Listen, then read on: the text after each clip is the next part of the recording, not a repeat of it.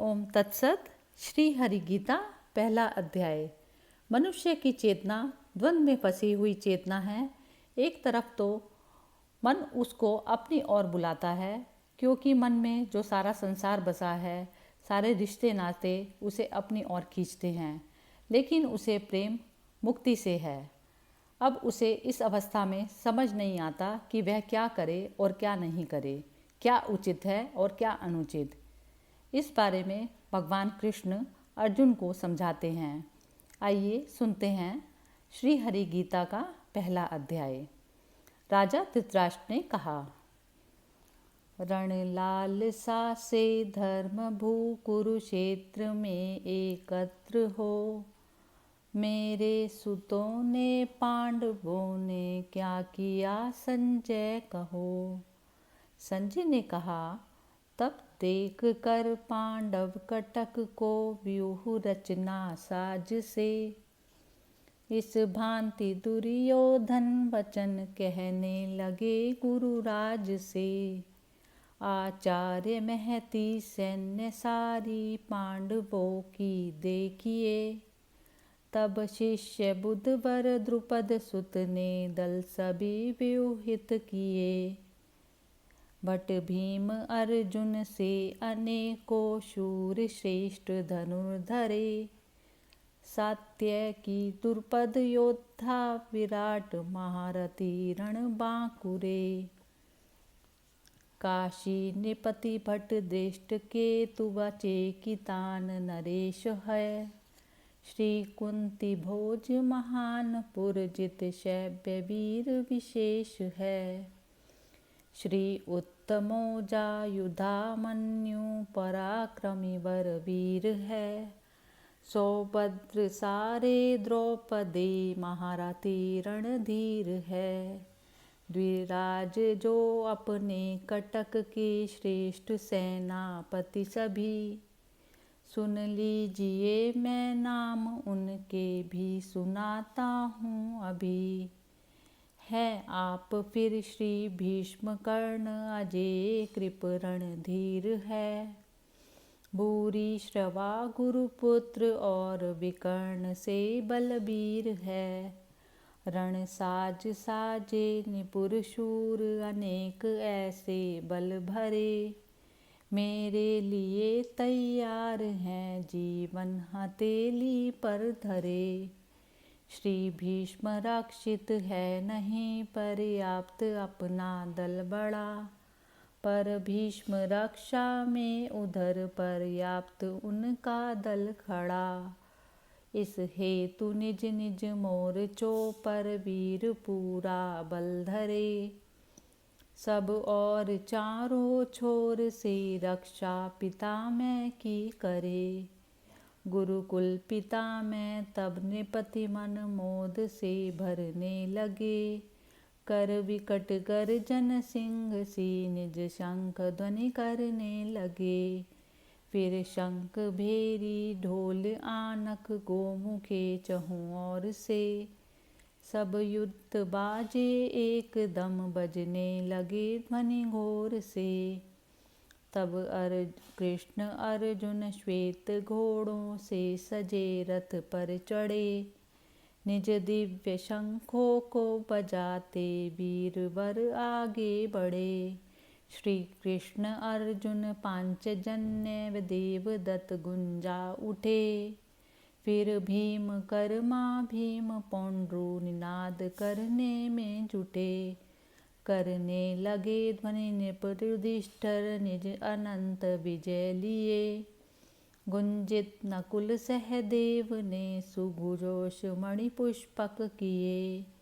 काशी नरेश विशाल धनुधारी शिखंडी वीर भी। भट धृष्टद्युम्न विराट सात्यकी श्रेष्ठ योद्धा गण सभी। सब द्रौपदी के सुत द्रुपद सौभद्र बल भरने लगे। चहुँ और राजन वीर निज निज शंख ध्वनि करने लगे। वह घोष शब्द विदीर्ण सब कौरव हृदय करने लगा। चहुँ और गुंज वसुंधरा आकाश में भरने लगा। सब कौरवों को देख रण का साज सब पूरा किए। शस्त्रादि चलने के समय अर्जुन कपिध्वज तनु लिए। श्री कृष्ण से कहने लगे आगे बड़ा रथ लीजिए। दोनों दलों के बीच में अच्युत खड़ा कर दीजिए। कर लूँ निरीक्षण युद्ध में जो जो जुड़े रणधीर हैं। इस युद्ध में मानव मुझे जिन पर चलाने तीर हैं। मैं देख लूँ रण हेतु जो आए यहाँ बलवान हैं। जो चाहते दुर्बुद्धि दुर्योधन कुमति कल्याण है।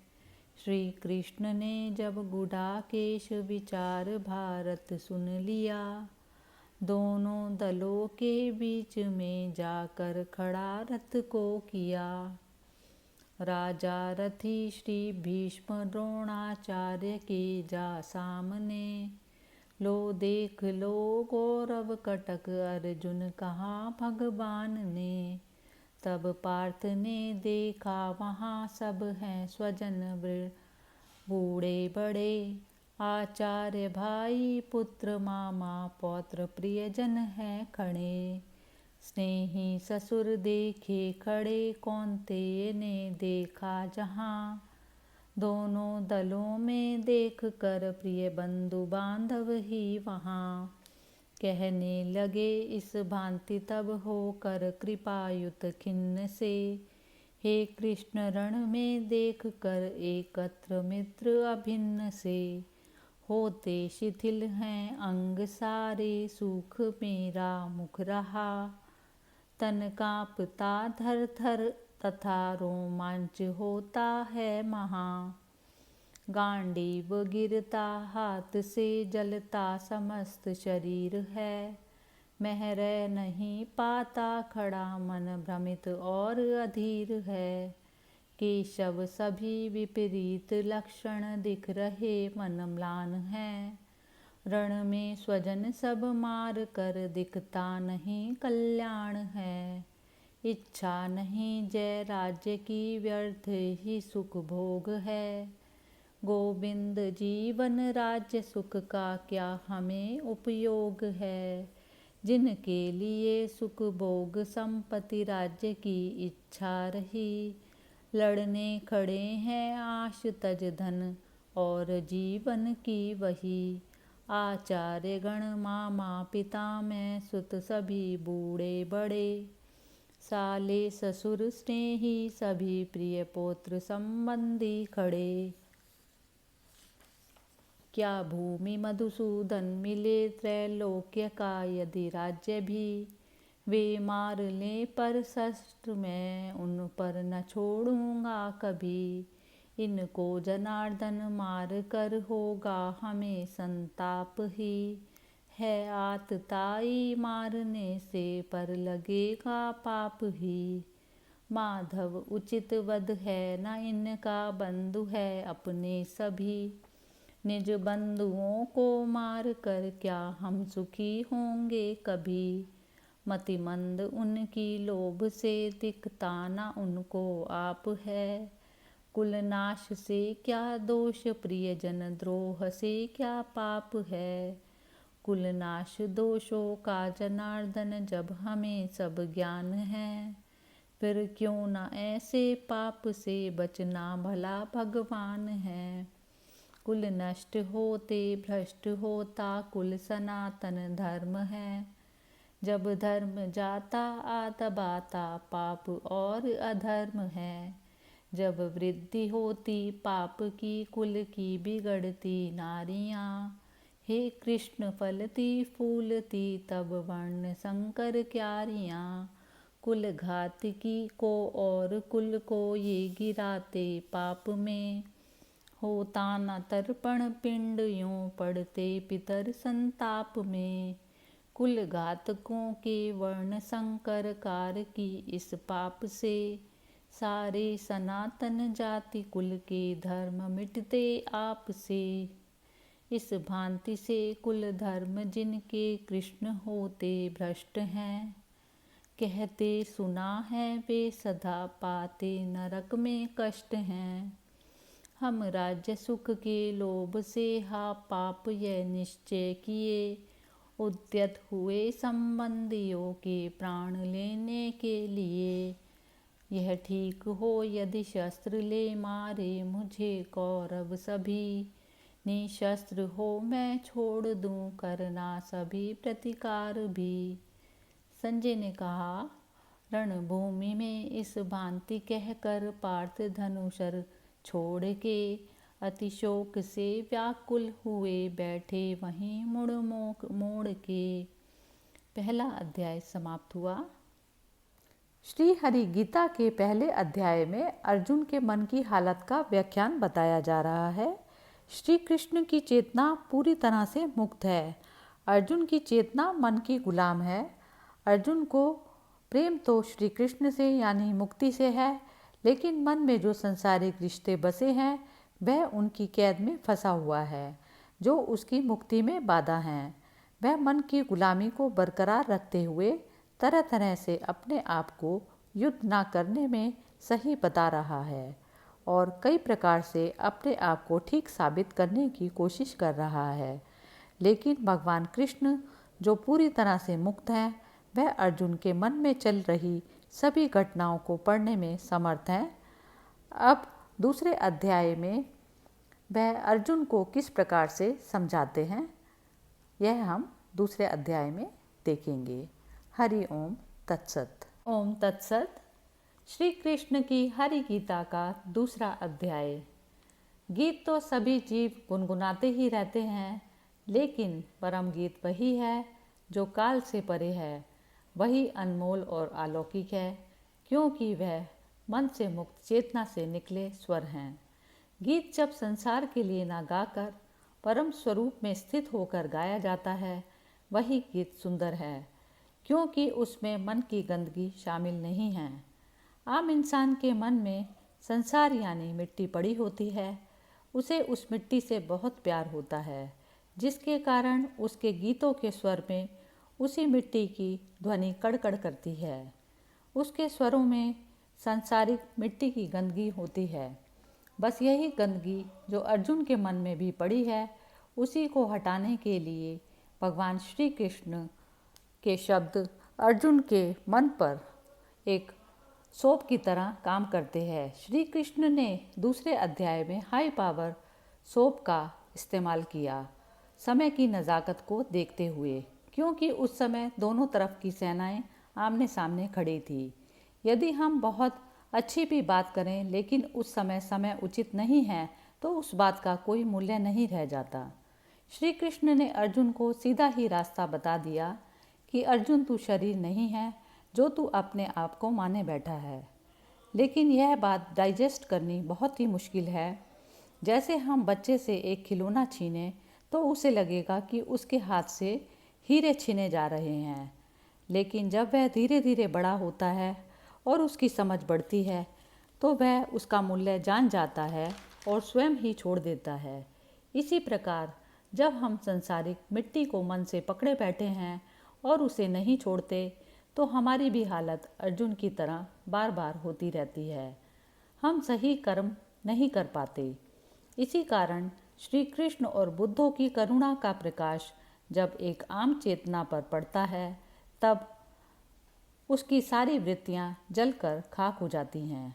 उनके शब्द एक सोप की तरह हमारे मन की बैठी मिट्टी पर अपना असर दिखाने लगते हैं और फिर कर्म के पानी से मनुष्य उसे धो डालता है।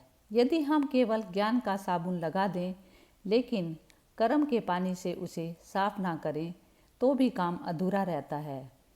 बस यही श्री कृष्ण अर्जुन को समझा रहे हैं।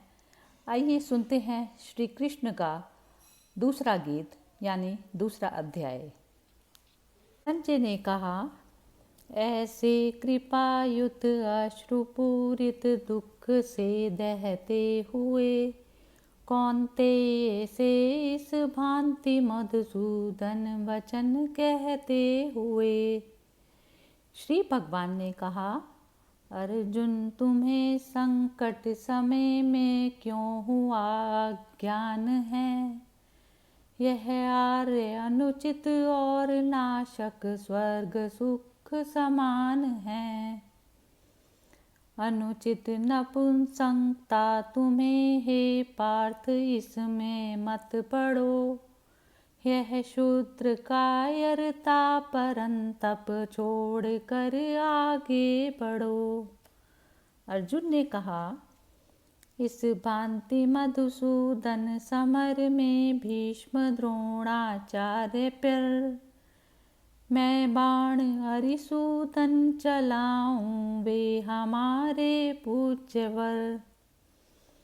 भगवान महात्मा गुरुजनों का मारना न यथेष्ट है। इससे जगत में मांग भिक्षा पेट पालन श्रेष्ठ है। इन गुरुजनों को मार कर जो अर्थ लोलुप है बने, उनके रुधिर से ही सने सुख भोग होंगे भोगने। जीते उन्हें हम या हमें वे यह न हमको ज्ञात है। यह भी नहीं हम जानते हित कर हमें क्या बात है। जीवित न रहना चाहते हम मार कर रण में जिन्हें। धृतराष्ट्र सुत कौरव वही लड़ने खड़े हैं सामने। कायरपने से हो गया सब नष्ट सत्य स्वभाव है।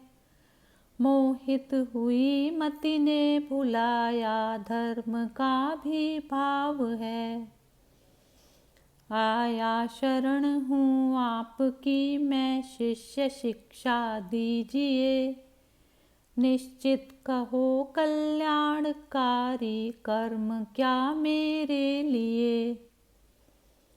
धन धान्यशाली राज्य निष्कंटक मिले संसार में।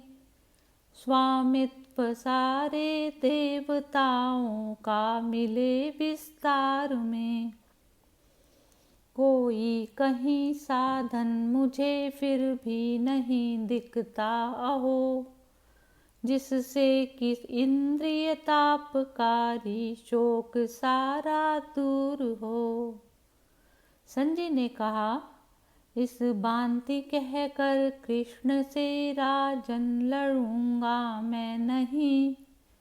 ऐसे वचन कह गुडाकेश अवाच्य हूँ बैठे वहीं। उस पार्थ से रणभूमि में जो दुख से दहने लगे।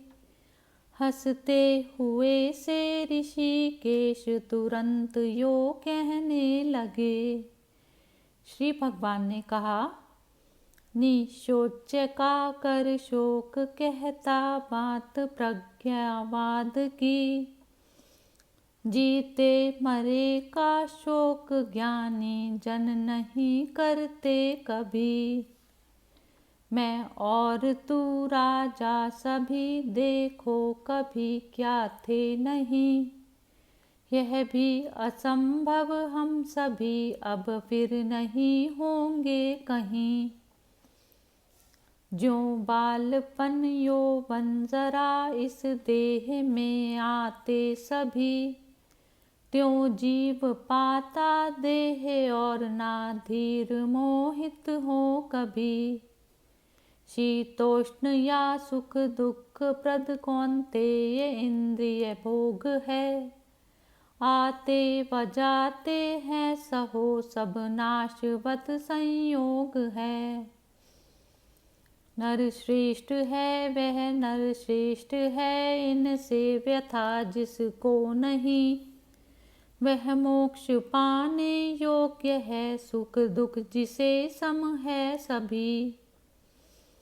जो है असत रहता नहीं सत का न किंतु अभाव है। लखी अंत इनका ज्ञानियों ने यो किया ठहराव है। यह याद रख अविनाशी है, जिसने किया जग व्याप्त है। अविनाशी का नाशक नहीं कोई कहीं पर्याप्त है। इस देह में आत्मा अचिंत्य सदैव अविनाशी अमर, पर देह उसकी नष्ट होती अस्तु अर्जुन युद्ध कर। है जीव मरने मारने वाला यही जो मानते, यह मारता मरता नहीं दोनों न वे जन जानते। मरता न लेता जन्म अब है फिर यही होगा कहीं, शाश्वत पुरातन अज अमर तन वध किए मरता नहीं। अव्यय अजन्मा नित्य अविनाशी इसे जो जानता, कैसे किसी का वध कराता और करता है पता। जैसे पुराने त्याग कर नर वस्त्र नव बदले सभी, यों जीर्ण तन को त्याग नूतन देह धरता जीव भी। आत्मा न कटता शस्त्र से है आग से जलता नहीं, सूखे न आत्मा वायु से जल से कभी गलता नहीं। छिदने न जलने और गलने सूखने वाला कभी, यह नित्य निश्चल स्थिर सनातन और है सर्वत्र भी। इंद्रिय पहुँच से है परे मन चिंतना से दूर है, अविकारी इसको जान दुख में व्यर्थ रहना चूर है।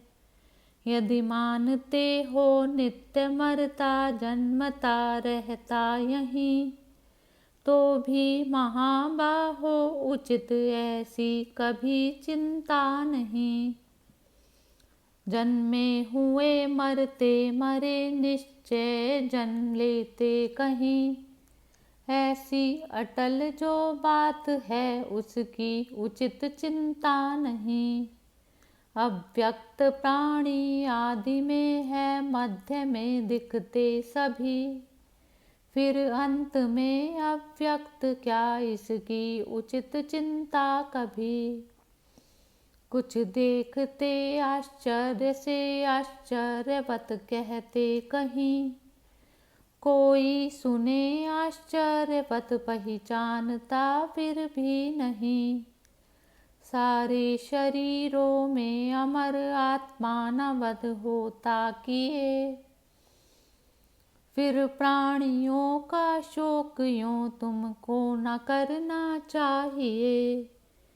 फिर देख कर निज धर्म हिम्मत हारना अपकर्म है, इस धर्म रण से बढ़ना क्षत्रिय का कहीं कुछ धर्म है।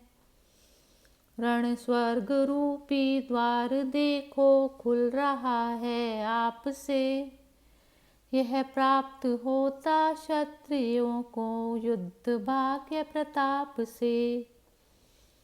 तुम धर्म के अनुकूल रण से जो हटे पीछे कभी, निज धर्म को अपकीर्ति लोगे और लोगे पाप भी।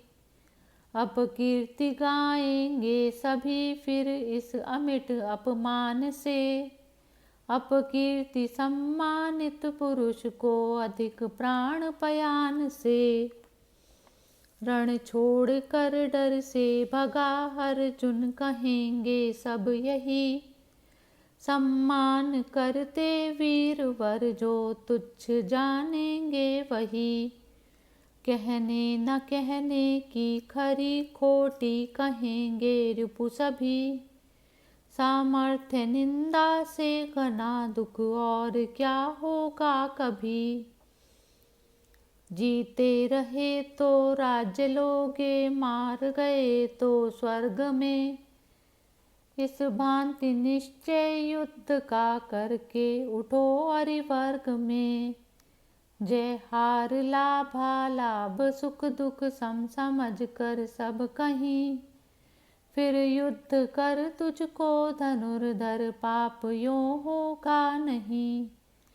है सांख्य का यह ज्ञान अब सुन योग का शुभ ज्ञान भी, हो युक्त जिससे कर्म बंधन पार्थ छूटेंगे सभी। आरंभ इसमें है अमिट ये विघ्न बाधा से परे, इस धर्म का पालन तनिक भी सर्व संकट को हरे। इस मार्ग में नित निश्चयात्मक बुद्धि अर्जुन एक है, बहुबुद्धियाँ बहुवेद युत उनकी जिन्हें अविवेक है। जो वेदवादी कामना प्रिय स्वर्ग इच्छुक मूढ़ है, अतिरिक्त इसके कुछ नहीं बातें बढ़ा कर यूं कहें। नाना क्रिया विस्तार युत सुख भोग के हित सर्वदा, जिस जन्म रूपी कर्म फल प्रद बात को कहते सदा। इस बात से मोहित हुए जो भोग वैभव रत सभी, व्यवसाय बुद्धि न पार्थ उनकी हो समाधि स्थित कभी। है वेद त्रिगुणों के विषय तुम गुणातीत महान हो, तज योग क्षेम व द्वंद नित सत्वस्थ आत्मावान हो। सब और करके प्राप्त जल जितना प्रयोजन कूप का, उतना प्रयोजन वेद से विद्वान ब्राह्मण का सदा। अधिकार केवल कर्म करने का नहीं फल में कभी, होना न तू फल हेतु भी मत छोड़ देना कर्म भी।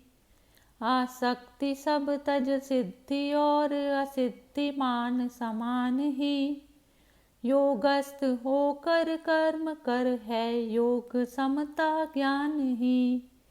इस बुद्धि योग महान से सब कर्म अतिशयहीन है, इस बुद्धि की अर्जुन शरण लो चाहते फल दीन है। जो बुद्धि युत है पाप पुण्यों में न पड़ता है कभी, बन योग युत है योग ही है कर्म में कौशल सभी। नित बुद्धि युत हो कर्म के फल त्यागते मतिमान है, वे जन्म बंधन तोड़ पद पाते सदैव महान हैं। इस मोह के गंधले सलिल से पार मति होगी जभी, वैराग्य होगा सब विषय में जो सुना सुनना अभी। श्रुति भ्रांत बुद्धि समाधि में निश्चल अचल होगी जभी, हे पार्थ योग समत्व होगा प्राप्त यह तुझको तभी। अर्जुन ने कहा, केशव किसे दृढ़ प्रज्ञ जन अथवा समाधि स्थित कहें, स्थिर बुद्धि कैसे बोलते बैठे चले कैसे रहें। श्री भगवान ने कहा, हे पार्थ मन की कामना जब छोड़ता है जन सभी, हो आप आपे में मगन दृढ़ प्रज्ञ होता है तभी। सुख में न चाह न खेद जो दुख में कभी अनुभव करे, स्थिर बुद्धि व मुनि राग एवं क्रोध भय से जो परे।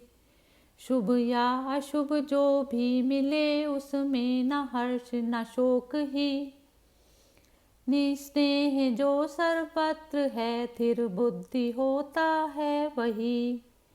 हे पार्थ जो कछुआ समेटे अंग चारों छोर से, स्थिर बुद्धि जब यो इंद्रियां समेटे विषय की ओर से। होते विषय सब दूर हैं आहार जब जन त्यागता, रस किंतु रहता ब्रह्म को कर प्राप्त वह भी भागता। कौन्तेय करते यत्न इंद्रिय दमन हित विद्वान है। मन किंतु बल से खींच लेती इंद्रियां बलवान हैं। उन इंद्रियों को रोक बैठे योग युत मत पर हुआ। आधीन जिसके इंद्रियां दृढ़ प्रज्ञ वै नित नर हुआ। चिंतन विषय का संग विषयों में बढ़ाता है तभी। फिर संग से हो कामना, हो कामना से क्रोध भी। फिर क्रोध से है मोह, स्थिति को मोह करता भ्रष्ट है। यह सुधि गए फिर बुद्धि विनशे, बुद्धि विनशे नष्ट है। पर राग द्वेष विहीन सारी इंद्रियाधीन कर।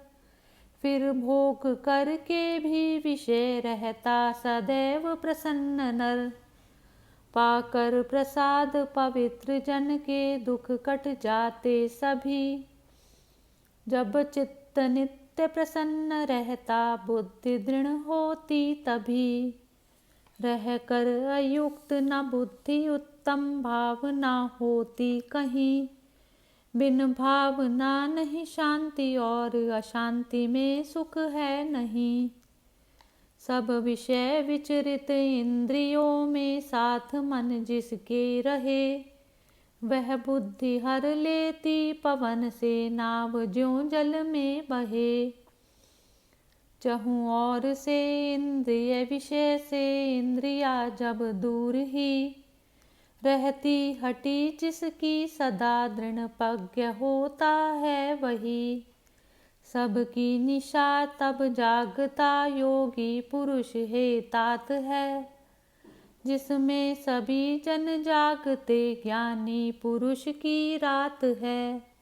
सब ओर से परिपूर्ण जल निधि में सलिल जैसे सदा।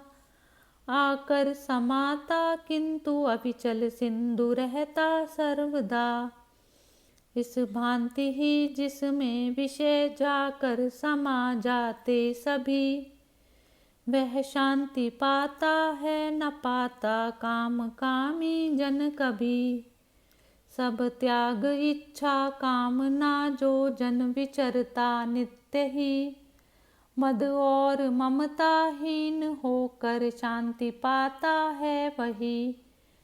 यह पार्थ ब्राह्मी स्थिति से पा नर न मोहित हो कभी। निर्वाण पद हो प्राप्त इसमें ठहर अंतिम काल भी। दूसरा अध्याय समाप्त हुआ। हरि ओम तत्सत।